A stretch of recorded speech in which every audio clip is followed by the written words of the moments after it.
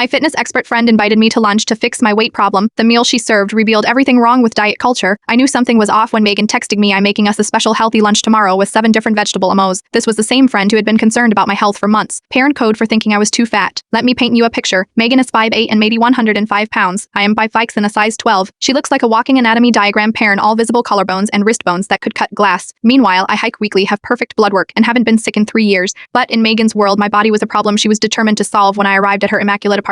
Seriously? Who has white furniture unless they never actually live there? She greeted me in full athleisure wear, Fitbit prominently displayed. "I am so excited for you to try my nutrition plan," she chirped, leading me to her dining table set with cloth napkins and sparkling water in fancy glasses. This meal changed my life. My stomach growled. I'd skipped breakfast expecting a substantial healthy lunch preen, maybe a hearty salad with protein or a homemade grain bowl. After all, Megan was always posting elaborate meal prep photos on Instagram, and she disappeared into the kitchen and returned with a dessert plate. On it sat 3 miniature pizza rolls, parent, each the size of a fun-size candy bar, parent, and what I can only describe as a salad for a depressed hamster. 7 lettuce shreds, 3 carrot slivers, and half a cherry tomato. The whole thing could have fit in a teacup. "It's my portion control system," she explained proudly. "The pizza rolls are my special recipe, pert turkey, pepperoni, and low-fat cheese." As I stared at my meal, she launched into what was clearly a rehearsed lecture about calorie density and mindful eating. I took a bite of a pizza roll, pert, and it was so salty, my lips instantly puckered. The dressing on the micro salad was equally sodium-packed. "This is how I maintain my figure," she continued, watching me eat with the intensity of a scientist observing a lab experiment. "You should really try tracking everything in this app I use." I smiled and nodded while calculating how quickly I could stop for real food on the way home. The entire lunch contained fewer calories than my morning coffee. "So what do you think?" she asked expectantly. After I'd consumed the entire meal in approximately 4 bites, "It's certainly concentrated,"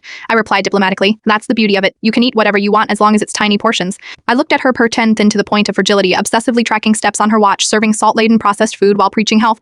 "Tan," and suddenly saw the situation with perfect clarity. "Megan," I said gently, "do you actually enjoy eating this way?" Her smile faltered for just a second. "It's not about enjoyment, it's about discipline." 3 days later, she emailed me a 30-day meal plan and a discount code for meal replacement shakes. I replied with a single sentence: "I'm happy with my body and my health, but I hope you find peace with yours someday." Then I blocked her email. Last week I went hiking with friends and enjoyed a glorious picnic of homemade sandwiches, fresh fruit, and yes, even cookies. As I sat there, laughing and fully nourished in every sense of the word, I thought about Megan's tiny salt bumps masquerading as lunch. True health isn't about the space you take up, it's about the life you fill with joy, movement, and actual nourishment, paired not just for your body but for your soul. And sometimes that means protecting yourself from people who confuse thinness with health and control with caring.